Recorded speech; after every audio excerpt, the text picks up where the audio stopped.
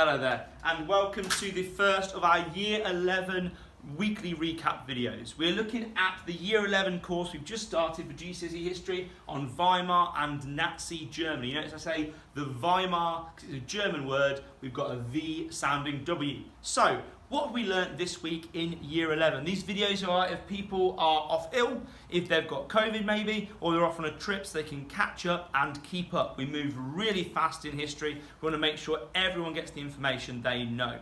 So this week in Year 11 history, we learnt about the start of the Weimar government, the Weimar Republic as it comes to be known. We learnt how during World War I, Germany had one strict leader called Kaiser Wilhelm II. He was authoritative, he was a strong military leader. However, World War I does not go very well for Germany. We've got millions dying, we've got starvation in towns and cities in Germany, and people say, Kaiser, you gotta go. So the Kaiser abdicates.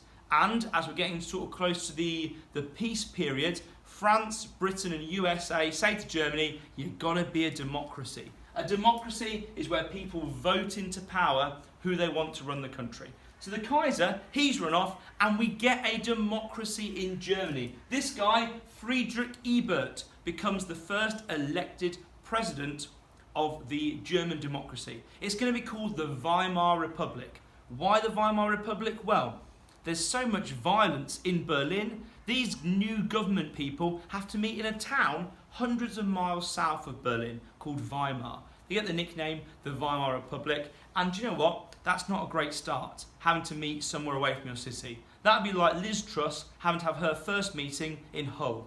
And that no one wants to go to Hull, least of all Liz Truss. Let's get back to Germany. The other thing they have to do, and the other thing we learnt about, was the Weimar Constitution. Now when you start a new sort of government, you need a constitution, the rules which set out how a country is run. Let's look. We love working with boards here at Albury Academy. They work really well. Let me get my clicker. While we look at the Weimar Constitution, so the rules which show how this country is going to be run. At the top of the Weimar Republic, there is a president who is elected every 7 years. Now that's good, that's democratic, being elected. Now the president's the big picture stuff, running the armed forces, making those big decisions. However, here's something that's not very democratic. The president has something called Article 48. That means that rather than checking with Parliament or getting permission, they can just make laws like that under emergency powers. That's going to cause a problem in the future. Here's something else that's not particularly good about the Weimar Constitution. The president elects the chancellor, who's responsible for the day-to-day running of the country, like a prime minister.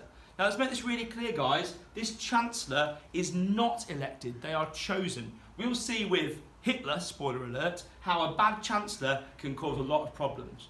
The chancellor generally comes from the Reichstag, new word that. The Reichstag is a German parliament, okay? And the Reichstag votes on new laws, they put together policies. It runs very much like you'd expect a democratic parliament to run, and the chancellor usually has about half of the support.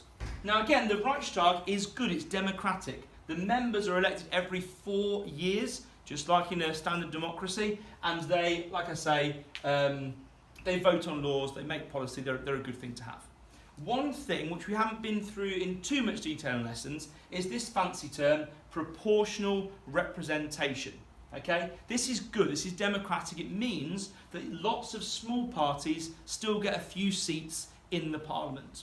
Now that's good, because it means that small parties get their voice heard, but it does mean that the Reichstag is full of loads of different parties with different opinions. Will that make it hard to get things done? Well, yes, it will.